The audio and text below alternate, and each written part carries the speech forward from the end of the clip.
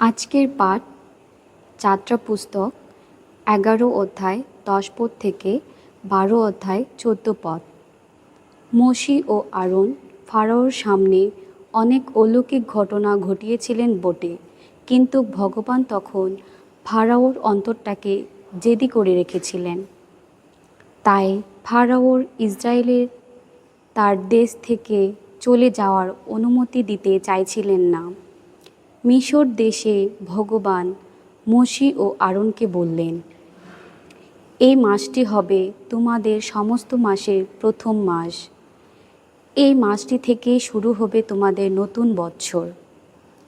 এই মাসের 10ম দিনে তারা প্রত্যেকে এক একটি পরিবারের জন্যে, এক একটি ঘরের জন্যে যেন একটি করে মেষ জাতীয় কোনো পশুর বাচ্চা জোগাড় করে নেয়।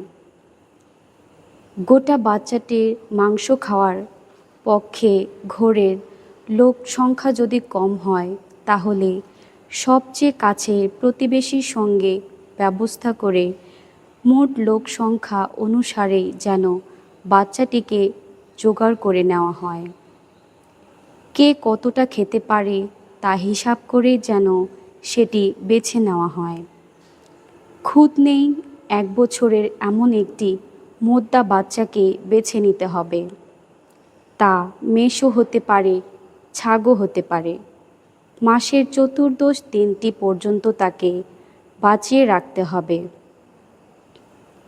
সেদিন সন্ধে হওয়ার সময় ইসরায়েল জনমণ্ডলীর সমবেত সকলেই যে যার পশুটি জবাই করবে। তারপর সেটির খানিকটা রক্ত নিয়ে যাওয়া হবে। যেসব ঘরের পশুটির মাংস খাওয়া হবে, সেই সব ঘরের দরজা 2 বাজুতে ও কপালিতে এই রক্ত লাগিয়ে দেওয়া হবে।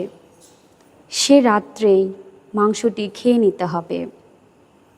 আগুনে ঝলসেই তা খেতে হবে, খামেরবিহীন রুটি ও তেতো শাক দিয়ে। মাংসের এতটুকু কাঁচা অবস্থায় বা জ্বলে সেদ্ধ করে খাওয়া চলবে না, বরং মাথা, 4টি পা ও নাড়িভুড়ি সমেত সমস্ত মাংসই আগুনে ঝলসে খেতে হবে।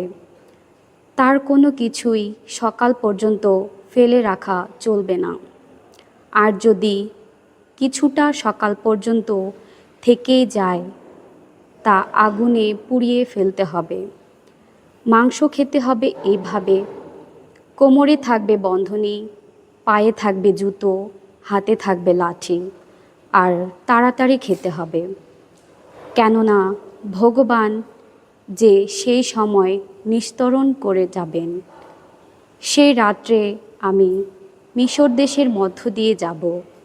মানুষ ও পশুর প্রথম জাতকে আমি প্রাণে মেরে যাব, এবং আমি ভগবান মিশরের সমস্ত দেবতার যজ্ঞ দণ্ডবিধান করে যাব।